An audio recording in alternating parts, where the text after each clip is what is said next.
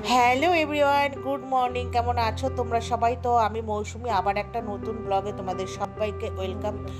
তো বন্ধুরা, এটা হচ্ছে পরের দিন নেক্সট মর্নিং থেকে ভিডিওটা স্টার্ট করলাম। তো দেখো, ঘুম থেকে উঠেছি, এখন বাজে সকাল ওই কটা 10টার মতো।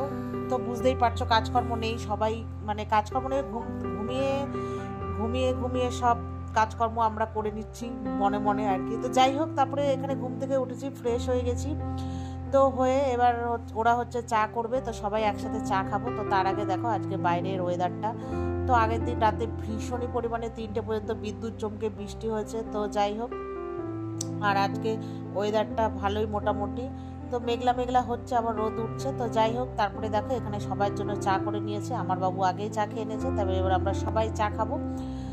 তো চাটা নিয়ে সবাই বসেছে, এবার সবাই বসে চা খাচ্ছে। আর এবার আজকে তো বাড়ি ফেরার পালা, তোমাদেরকে বলেছিলাম আগের দিন আমরা স্টে করবো, পরের দিন আমরা বাড়ি ফিরবো। তো এখানে সবাই মিলে চাটা খাওয়া দাওয়া হচ্ছে।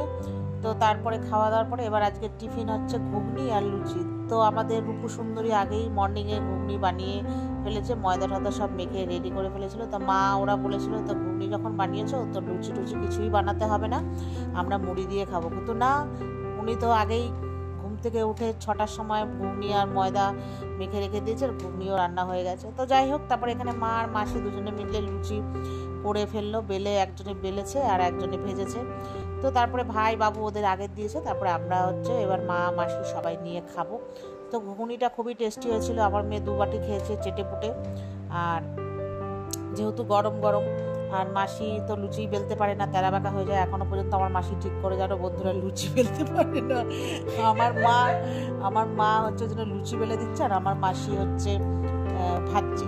আমার মাসি কোনোদিনই বাড়িতে লুচি বানায় না, সবসময় পরোটা, আর 1বার না 2বার বানিয়েছিল তেরা বাঁকা। তো যাই হোক, আমার মাসি বলে আমি লুচি আমার দ্বারা হয় না। তো আর কি, এটা একটা এমনি আর কি করলাম। তো মাসি সত্যি লুচি বেলতে পারে না, তবুও চেষ্টা করে মাঝে মাঝে। মাসিরা সবাই পরোটাই ভালোবাসে। তো তারপর ওখানে সবাই মিলে খেলাম, খুবই টেস্টি হয়েছিল। তো গরম গরম লুচি, আমার তো লুচি খুবই ভালো লাগে।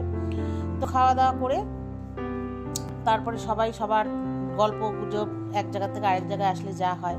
তারপরে আবার কাকু আজকে ইলিশ মাছ পাঠিয়েছে, তোমাদেরকে তো বললাম আমরা 3 দিন ধরে শুধু ইলিশ মাছ, মানে 3বার করে ইলিশ মাছ খেয়েছি। তো কাকু ওখানে ইলিশ মাছ পাঠিয়েছে, মাংস। তো আর যেহেতু আমার মা মাসি মানে মাসি মেসো মাংস খায় না, ওই জন্য ইলিশ মাছ, আমিও ইলিশ মাছ হলে আর কোনো কথাই নেই।